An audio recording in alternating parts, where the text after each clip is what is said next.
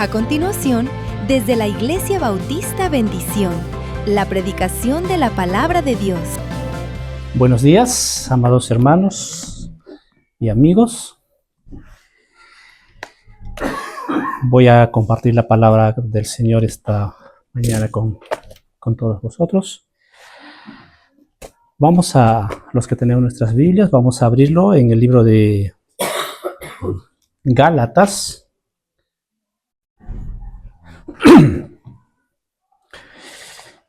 El capítulo 4, el versos 4 al 7 dice, la palabra del Señor dice, pero cuando vino el cumplimiento del tiempo, Dios envió a su Hijo, nacido de mujer y nacido bajo la ley, para que redimiese a los que estaban bajo la ley, a fin de que recibiésemos la adopción de hijos. Y por cuanto sois hijos, Dios envió a vuestros corazones el espíritu de su Hijo, el cual clama, Abba, Padre. Así que ya no eres esclavo, sino hijo, y si hijo, también heredero de Dios por medio de Cristo. Cuando vino el cumplimiento del tiempo, Dios envió a su Hijo. Vamos a hacer un repaso, un resumen, un recordaris de la historia de Israel por un instante. ¿Ok? Seguramente habéis leído ya en los libros del Antiguo Testamento la historia bíblica acerca del pueblo de Israel. El segundo rey de Israel fue David, uno de los mejores reyes, y luego vino su hijo Salomón.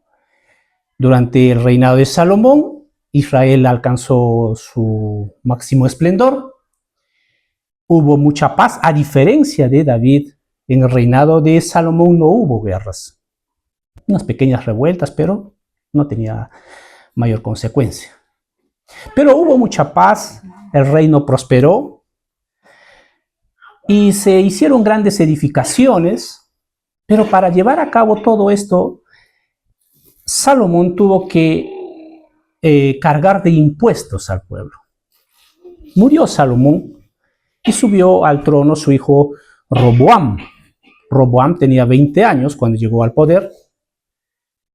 Y al comienzo de su reinado vino el pueblo y le dice a Roboam, ¿sabes qué? Sabes que tu padre nos ha cargado de impuestos. Bájanos un poco el impuesto y nosotros te serviremos. Roboam consultó con los ancianos y con los jóvenes. Los ancianos le dijeron, Roboam es justo. Bájales los impuestos y el pueblo te servirá. Pero los jóvenes le dijeron, ¿cómo vas a demostrar tu debilidad? La gente va a pensar que tú no eres un rey fuerte, eres débil. Le hizo caso a los jóvenes y desechó el consejo de los hombres que se habían criado a los pies de su padre Salomón. Desechó el consejo de Dios y tomó para sí el consejo de los hombres. Y la consecuencia fue que Israel se dividió. La mala decisión de un hombre hizo que Israel se dividiera. Las 10 tribus se separaron y formaron el nuevo reino de Israel. Y solo la tribu de Benjamín y de Judá quedaron al sur y conformaron el reino de Judá. Desde allí hubo esta división. Y de ahí que viene el nombre judío hacia los israelitas actualmente, los de Judá. Las decisiones que nosotros tomamos cada día siempre van a tener implicaciones. Las decisiones que cada día tomamos van a tener consecuencias en nuestras vidas. El asunto es de quién recibimos el consejo para tomar una decisión. Cuando tu matrimonio está fallando, cuando en la casa tú y tu esposo se llevan, como dicen, como perros y gatos, ¿a quién pides ayuda? ¿A dónde recurres? ¿A dónde vas? ¿Buscas un consejero o quizás un psicólogo? ¿Y qué te dice? Mira, si por el bien de tu familia, para que tu familia tenga paz, divórciate. ¿No es esa la solución que les da la mayoría? La solución humana. La solución inmediata para salir del paso. El mal consejo de un hombre o una mujer que no conoce de Dios siempre lleva a una consecuencia. El mal consejo de los jóvenes que adulaban a Roboam llevó como consecuencia a la división de una nación entera. La mala consecuencia, el mal consejo que a veces recibimos de las personas que nos puedan rodear, que tienen buenas intenciones, no digo que tengan malas intenciones, puede que tengan buenas intenciones, seguramente se han preparado, pero si estos consejos no vienen con la palabra de Dios, nos van a llevar a malas consecuencias. Sobre el respeto, ¿qué dice la palabra, por ejemplo, sobre el divorcio? En una ocasión se acercaron unos hombres a Jesús y le dijeron: Señor, ¿qué pasa si en mi familia ya no me comprendo con mi esposa? Moisés nos dijo que si nosotros quisiésemos, pues le diésemos carta de divorcio, o sea, nos divorciáramos. ¿Cuál fue la respuesta de Jesús? Bueno, si te sientes mal, si ya no hay comunicación, si ustedes pelean. ¿Esa fue la respuesta? No. Jesús le dijo: esas cosas, esa ley les dio Moisés por la dureza de sus corazones. Pero en el principio, Dios los hizo uno solo. Que en el matrimonio no será todo feliz, eso es cierto. Que tendremos dificultades, también es cierto. Y que quizás llegues a un momento en que tú digas: ¿sabes qué? Acá se acaba todo, eso es muy cierto. Y a los hombres Dios nos dice: esfuérzate y sé valiente, para que puedas sostener esa familia, para que puedas luchar y recuperar tu familia. Dios nos dice siempre que podamos seguir siendo unos, porque lo que Dios juntó, ¿qué dice? No lo separe. Fíjense el término. Lo que Dios juntó, no lo separe el hombre. Y un mal consejero no es el consejo de Dios. Cuando acudimos en lugar de buscar a Dios, cuando acudimos en lugar de ir a la palabra y buscamos primeramente el consejo de un hombre que de repente ni conoce de Dios, estamos buscando la ruina a través de la voz de un hombre.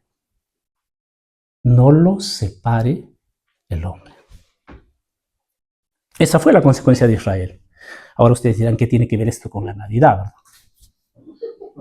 Me fui de la Navidad hacia otro lado. El reino del norte, como les decía, se separó, pusieron un rey llamado Jeroboam.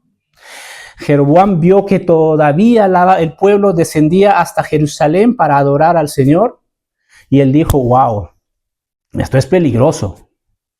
De repente, ya que van tanto a Jerusalén, se van a ir, me van a dejar y me van a matar. Y entonces puso un ídolo en Dan y otro ídolo en Betel. 2 becerros de oro. 2 ídolos. De esta forma, el mismo rey se alejó el corazón del pueblo de Dios. Y les dijo: estos son los dioses que te sacaron de Egipto. Y el pueblo se desvió e Israel poco a poco se fue perdiendo. El reino del sur, Judá, todavía permaneció por algunos años más fieles al Señor, pero también poco a poco, viendo cómo sus hermanos se desviaban, ellos también se desviaron. Hasta que en el año 735 a.C. subió al trono Acaz, hijo de Jotam. La Biblia dice en 2 de Reyes, capítulo 16, que él no hizo lo correcto delante de los ojos de Dios. Llegó al colmo de sacrificar a su propio hijo hacia sus dioses. Sin embargo, Dios nunca los dejó. Nunca se olvidó de su pueblo. de repente, durante su reinado, el reino de Israel y el reino de Asiria se unieron. Hicieron una confederación y buscaron destruir a Jerusalén. Y entonces el rey está asustado y manda mensajeros a Asiria. Una cosa son los sirios y otra cosa son los asirios. Y le manda toda la riqueza que había encontrado en el palacio y en el templo del Señor para hacer un acuerdo. En esas circunstancias, Dios envía a un profeta al rey Acaz y le dice, Isaías 7:14, por favor. Le da este pasaje. Por tanto, el Señor mismo os dará señal. He aquí la Virgen concebirá y dará a luz un hijo y llamará su nombre Emmanuel. ¿Qué había sucedido? Como les decía, estos dos reyes se juntaron y buscaron atacar a Israel.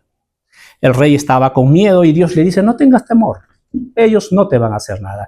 Y es más, le dice Dios a través de su profeta, yo quiero que tú pidas una señal.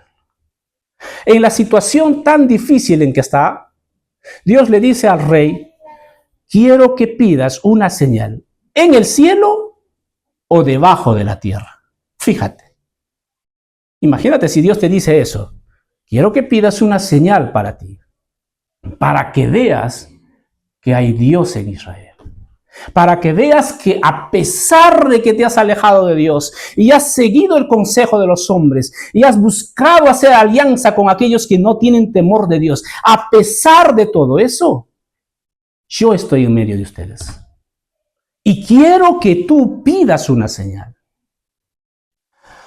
Pero el rey ya había hecho sus propios acuerdos. Y dijo, no voy a pedir ninguna señal. ¿Por qué voy a tentar al Señor? Es más, todavía dijo que supuestamente era tan humilde, ¿verdad? ¿Por qué voy a tentar a Dios? Una falsa humildad que estaba disfrazada solamente. ¿Por qué? Porque él ya tenía un acuerdo. Y entonces el Señor le dice, ¿sabes? Ya que tú no quieres una señal, no pides la señal que yo te estoy diciendo, yo te voy a dar una señal. Y la señal es esta. La Virgen concebirá y dará a luz un hijo y llamará su nombre Emmanuel. No será una señal ahora para ti, ya que tú lo has desechado. Será una señal para todo el pueblo. Vamos a ver dos cosas o dos aspectos de este pasaje. Primero, una virgen, una muchacha entre 14 y 16 años, resultaría embarazada para tener un hijo. Según la ley judía, esto no solamente traía deshonra, sino que inclusive la muchacha podría morir apedreada, a menos que hubiese un hombre que se casara con ella. Si no, la ley era clara. Tanto el pecado de fornicación como del adulterio eran condenados con la muerte. Dios lo había establecido así. Y Moisés se los había dejado claro a través de la ley que les dejó. El pecado de la fornicación y el adulterio deben ser pagados con la muerte. O sea que si una muchacha de entre 14 y 16 años sin haberse casado resultara embarazada,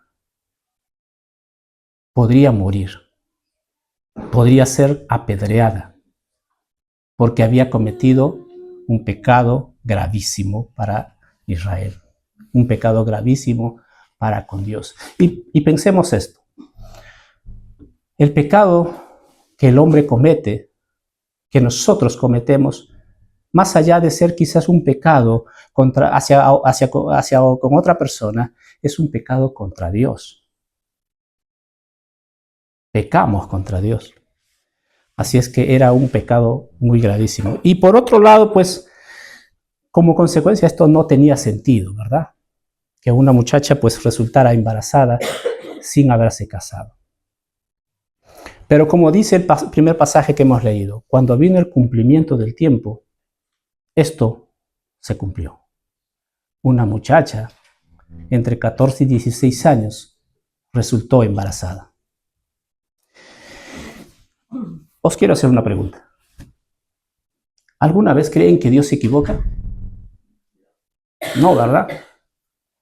¿Alguna vez creen que Dios hace algo y luego tiene que arreglarlo? Hizo algo y de repente Dios pues dice, qué bárbaro, me equivoqué. Y es que este niño no tenía que ser niño, sino tenía que ser niña. O que esta niña tenía que ser niño. ¿Creen ustedes que eso pasa? ¿Dios se equivoca en sus decisiones? No, ¿verdad? ¿Y entonces por qué pensamos que eso sucede? ¿Por qué nuestra sociedad piensa que es que este niño tenía que ser niña y entonces hay que darle hormonas, hay que darle aquello y hay que arreglarlo porque Dios se equivocó? Dios no se equivoca. El día que mis padres me concibieron, Dios dijo, tú vas a ser hombre, vas a ser varón. Y nací varón. Y hasta el día que yo me muera, seguiré siendo varón. Si usted es hombre o mujer, Dios lo determinó el día que usted fue concebido y le dio un propósito y lo cumplirá si usted así lo quiere. Pero muchos reniegan de ese propósito y quieren arreglar supuestamente lo que Dios ha hecho. Y les digo esto porque el pasaje bíblico que leímos al comienzo de Lucas o de Mateo acerca de la anunciación dice que el ángel Gabriel fue a Nazaret, ¿verdad? Sin embargo, según la profecía bíblica, el Mesías debía nacer en Belén. Nazaret al norte, Belén al sur. Miqueas dice, pero tú Belén de Efrata, ¿verdad? Pequeña para estar entre los pueblos de Israel, de ti saldrá él.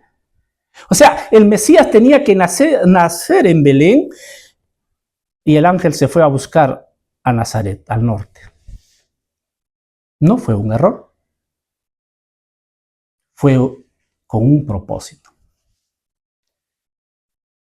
Lo que les quiero decir es que cuando una persona está dispuesto a seguir a Dios, aún a pesar de las circunstancias, aún a pesar de que esto significa renunciar a sus propios sueños.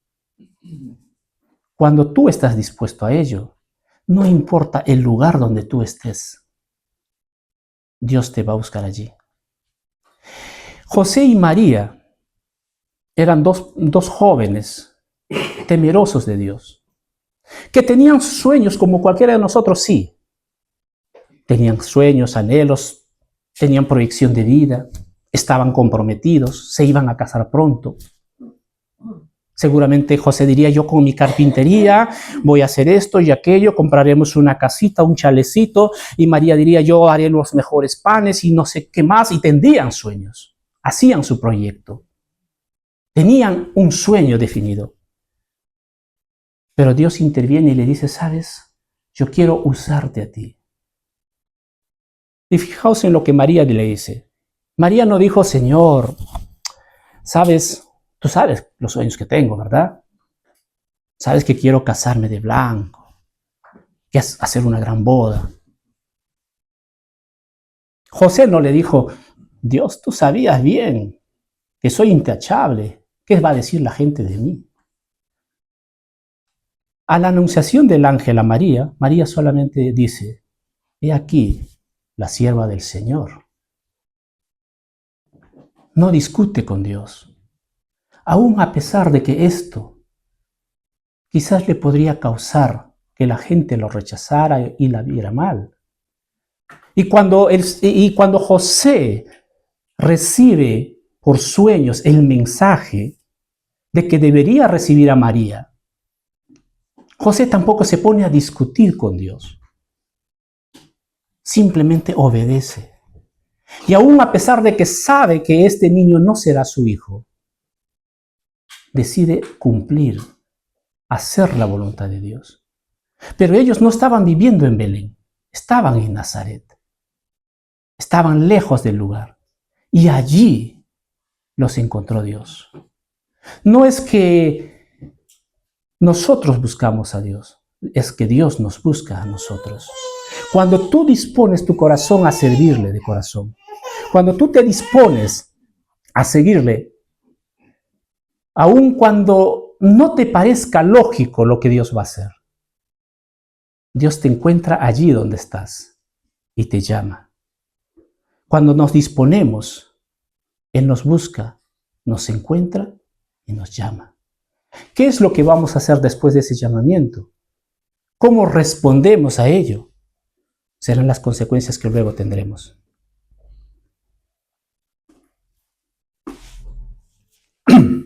Y para cumplir con el propósito que Dios tenía, con el plan que tenía definido, utilizó, según la Biblia dice, utilizó al mismo emperador. ¿Se acuerdan? El mismo emperador agarró y tuvo que hacer un censo, movió todo el cielo y la tierra, toda la gente se tuvo que movilizar para que Jesús naciera en Belén. Y es que eso es lo que sucede en la vida.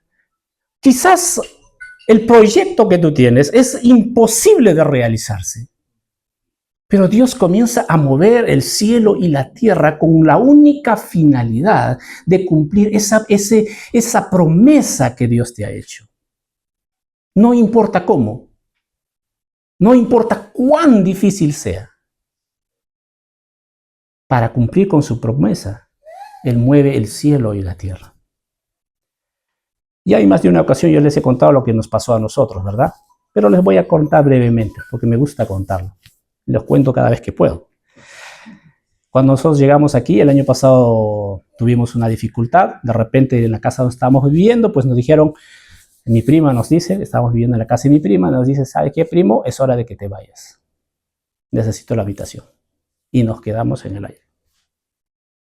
Y bueno, dijimos, hay que buscar.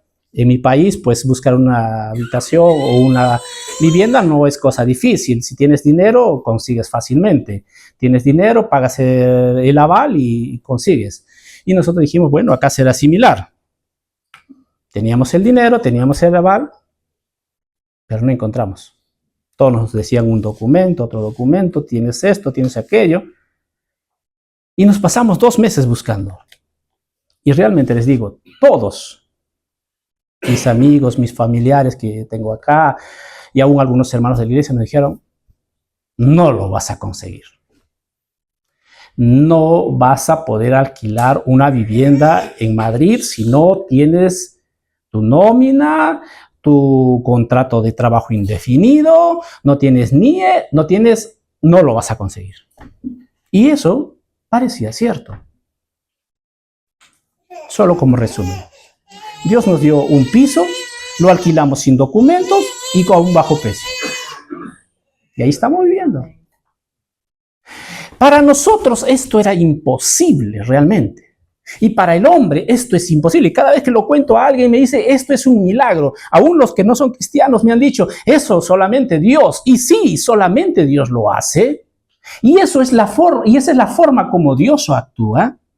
Con José y con María, ¿qué hizo? Movió todo un imperio para que sea promulgado un edicto, para que todos sean censados con la única finalidad de que Jesús naciera en Belén. Aún puede utilizar a aquellos que ni siquiera conocen a Dios para cumplir aquello que Dios tiene para ti, aquello que Dios te ha prometido. Si tienes una promesa de Dios, Dios nunca dejará de cumplirlo. Nosotros a veces impedimos que esas promesas se cumplan. Pero si nos ponemos en las manos de Dios, Él lo va a hacer. Porque Él no es hombre para mentir, ni hijo de hombre para arrepentirse. Hace tiempo escuché un chiste, les voy a contar. Había una señora, una cristiana, una creyente, que tenía ciertas necesidades económicas, pero la trataba de pasar bien. Y tenía un vecino que era ateo. Él no creía en Dios, así es que cada vez que podía la molestaba. Decía, ¿cómo? Pues si tú crees en Dios y a ti te falta a veces hasta para comer, ¿cómo puedes creer en un Dios que no permite, ¿no? Que permite que tengas dificultades? Pero ella decía, Dios proveerá siempre. Un día el ateo le quiso hacer una broma. Se fue al supermercado, compró despensas una buena cantidad, lo llenó en 2 bolsos grandes, así como esas de Mercadona. Se fue y le dejó en la puerta de la señora y se escondió detrás de un arbusto. Le tocó la puerta y se escondió ahí detrás. Cuando la señora salió y vio las 2 bolsas, dijo, ¡gloria a Dios! Dios me ha provisto una vez más. Y entonces el hombre sale y le dice, no fue Dios, fui yo. Y la señora le mira y le dice, y es más, hizo pagar la factura a un ateo. Aún a los que no creen en Dios puede usar Dios para cumplir su propósito. Y ese es Dios. Cuando vino el cumplimiento del tiempo, Dios envió a su Hijo. Hace unos días conversaba con un compañero y me decía, ¿y ustedes creen en la Navidad? Él sabe que soy cristiano. Porque me dice, yo tengo un familiar que también dice que es evangélico, pero ellos no celebran la Navidad. Porque según ellos, pues Jesús no nació en diciembre. Entonces le dije, sí, eso es muy cierto. Y seguramente muchos de ustedes lo saben, Jesús no nació el 25 de diciembre. Para algunos teólogos posiblemente haya nacido el 10 de octubre, que es la fiesta de los tabernáculos de los judíos. Para otros posiblemente haya nacido entre marzo y abril, que coincide con la Pascua. Yo le dije, es muy cierto, es posible que él no haya nacido el 25 de diciembre. El punto es que nosotros no celebramos la fecha. Nosotros celebramos el evento. Y si tenemos un día para recordarlo, pues lo recordamos en ese día. Pero más allá de los arreglos que nos gustan a nosotros, también en casa hacemos nuestro arbolito, nuestro Belén y todo. Más allá de todo eso, es el evento, lo que significa. La segunda parte de este versículo dice, y llamará su nombre Emmanuel, que quiere decir Dios con nosotros. El evento. Lo que realmente significa la Navidad es esto, Dios con nosotros. Que Dios mismo, a pesar de ser un Dios grandioso, todopoderoso, dejó su trono y vino a nacer de una mujer en esta tierra y vivió en este mundo por 33 años. Eso es Emmanuel. Dios con nosotros. Lamentablemente, la gente de aquel entonces no lo entendió. La gente que vivía en Jerusalén no lo entendió. Y por eso ya en los últimos momentos de su ministerio, Jesús sentado en el Monte de los Olivos, mira hacia Jerusalén y le dice, si tan solo tú supieras lo que es este día de tu visitación, si tan solo tú entendieras este momento tan grandioso para ti, no lo rechazarías. Si tan solo tú pudieses entenderlo. Sí, Jesús se fue, pero él mandó a alguien. Y ese alguien es el Espíritu Santo. Y ese Dios con nosotros sigue siendo vigente el día de hoy. Y aquí en esta sala, en medio de nosotros, Dios está aquí, a través de su Espíritu Santo. Ese Dios mismo que vino a la tierra y ahora a través de su Espíritu Santo está en este lugar. Y está allá en tu casa, está en el trabajo, está en el bus, en el metro. Dios está allí.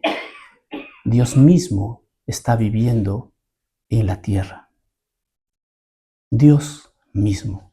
Y si nosotros pudiésemos entender la magnitud de lo que significa que Dios está en medio de nosotros, realmente viviríamos distinto. Tomaríamos el consejo de Dios primero. Buscaríamos el consejo que viene de la palabra de Dios primeramente, antes de tomar nuestras decisiones. Dios vino a través de un hombre, a través de un niño, y se hizo hombre, y al final murió en una cruz. ¿Por qué? ¿Porque quiso hacer un show? ¿Porque quiso hacer un espectáculo? No, para cargar con el pecado de cada uno de nosotros. El pasaje de Gálatas que hemos leído al comienzo, si pueden poner de nuevo por favor el pasaje de Gálatas, dice así: pero cuando vino el cumplimiento del tiempo, Dios envió a su Hijo nacido de mujer y nacido bajo la ley, para que redimiese a los que estaban bajo la ley, a fin de que recibiésemos la adopción de hijos.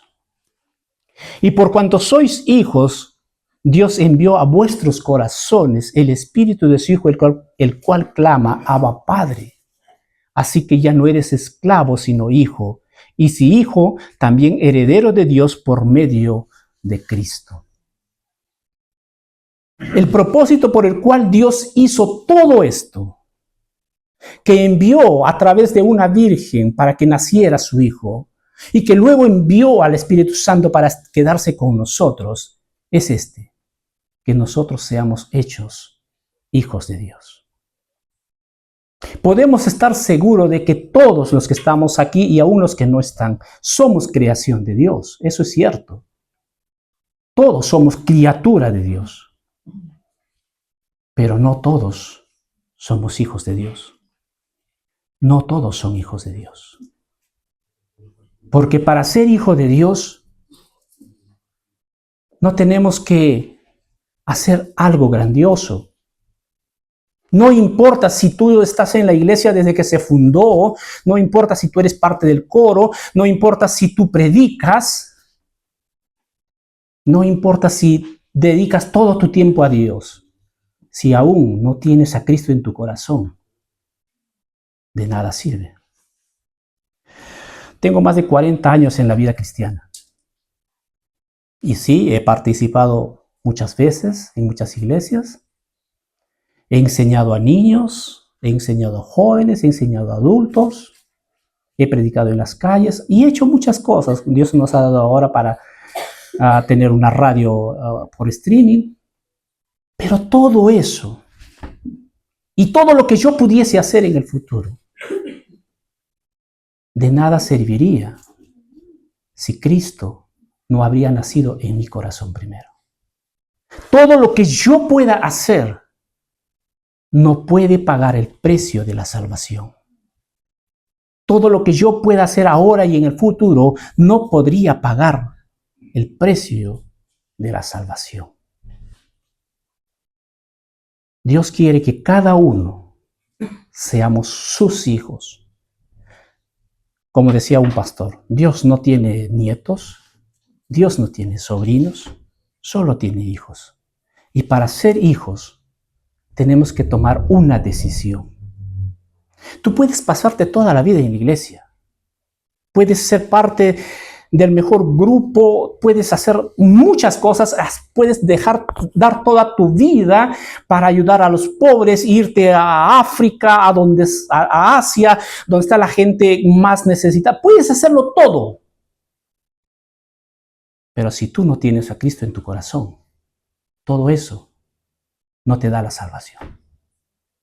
Nada de lo que el hombre pueda hacer puede darle la salvación. Lo único que puede darte la salvación es que tú recibas a Cristo en tu corazón.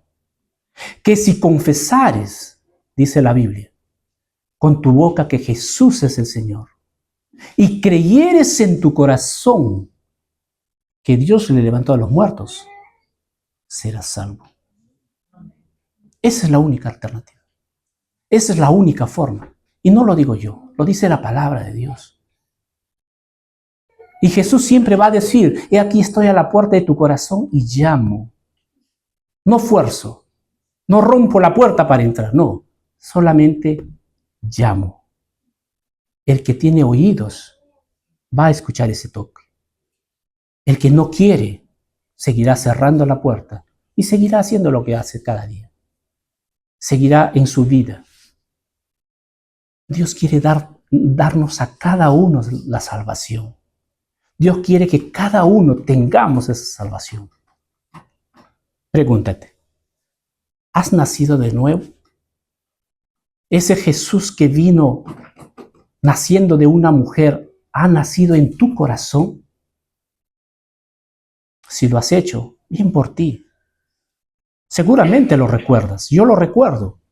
No recuerdo exactamente la fecha. Realmente se me olvidó, ya hace 40 años. Pero sí recuerdo un domingo cuando estaba en la iglesia y el pastor dice, todo aquel que quiera recibir a Jesús como su Señor, venga aquí delante. Y yo me paré y me fui adelante y dije, yo quiero recibir al Señor. Y una persona allí me guió a los pies del Señor, oramos y Él me ayudó en ese paso. Y seguramente que si tú ya has nacido de nuevo, tú te acuerdas fácilmente. Y quizás hasta la fecha. Pero si no te acuerdas, si buscas en tu memoria un poco de esto, es porque nunca lo hiciste. Y es tiempo de que lo hagas. ¿Por qué? Porque la vida no la tenemos comprada. Porque la vida se nos puede ir mañana. Todo puede terminar de un momento a otro. No importa cuán mayor seas o cuán joven seas. No interesa. Nosotros no podemos decidir cuándo morir. Solo podemos decidir qué hacer mientras tanto. Hay un pastor en Perú, se llama Acho. De joven estuvo andando en malos caminos. Y en un momento de su vida, cuenta él, ahora es pastor, cuenta él que pues decidió quitarse la vida. Dijo, ya no voy más. Tomó un arma de fuego, en Perú se llama escopeta, no sé cómo le dicen acá. Lo puso aquí, justo en la mandíbula. Y apretó el gatillo. ¿Y qué creen que pasó? El arma sí se disparó. Le reventó toda la cara. Pero no murió. Pero no murió. Sabía que Dios tenía un propósito para él. Y aún con esa cara que le han podido mejorar, porque la cara pues lo tenía destrozado, le hicieron una recuperación después. Él predica y dice, Dios tuvo misericordia de mí. No era el momento para morir. Sí, tú puedes decir, me tiro de un puente y me mato, pero si no es el momento, no mueres. Pero tú puedes decir, yo soy joven. A mí me falta mucho por delante. Pero si es el momento, allí se acaba. Pensemos bien en nuestras vidas y en las decisiones que tomamos cada día. ¿Qué significa para ti la Navidad? ¿Qué significa para ti Dios está en medio de nosotros? ¿Qué significa? ¿Es la fecha o es el evento? Son los adornos, los regalos, que son hermosos y me gusta. ¿O es la obra maravillosa de Dios? ¿Qué es para ti? Por favor, inclinamos nuestras cabezas por un momento y cerramos nuestros ojos. Les invito a meditar un instante en esto. ¿Vive Dios en ti? ¿Has recibido a Jesús como tu Señor y Salvador? Si aún no lo has hecho, yo te invito. Y quisiera que toda la iglesia me ayudara en esto. Vamos a hacer una oración. Si tú lo has hecho, solamente repítelo para que aquellos que no lo hicieron puedan hacerlo también. Así como quizás seguramente ya lo has hecho antes. En voz alta vamos a repetirlo. Señor Jesús, reconozco que soy pecador. Reconozco que has venido a este mundo y diste tu vida por mí. Y confieso que has resucitado de los muertos. Te abro mi corazón. Te invito a que entres para ser mi Señor y Salvador. En el nombre de Jesús. Amén. Hasta aquí el mensaje de la palabra de Dios. Oramos que haya sido de bendición para tu vida.